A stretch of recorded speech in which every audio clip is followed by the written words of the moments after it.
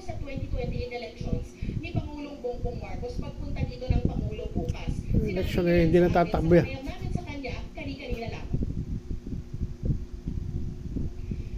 Bukas kasi pupunta dito si Pangulong Bongbong Marcos para Sa Naga. inspeksyonin ang Pag may meeting ni Mayor Lenny at ni BBM sa Naga para sa flood control projects. Ito sa mga si Showa, nag-anunsyo, tatakbo raw, presidente. Ni Robredo na posible raw makalaban ni Duterte. Paglilinaw ni Robredo, matagal nang nakaset o nakaschedule ang pagpunta ni Pangulong Bongbong Marcos bukas. Sa katunayan daw, noong linggo pa dumating ang heavy equipment na gagamitin para sa Oakland kontra baha.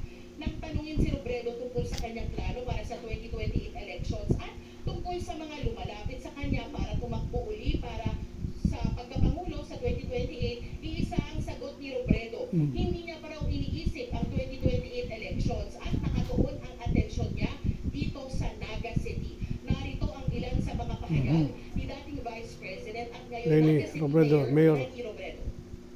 So hindi ito politika, saka ang layo pa ng eleksyon. Hindi pa nga ako nag-1 year sa pwesto ko, hindi pa umiinit yung upuan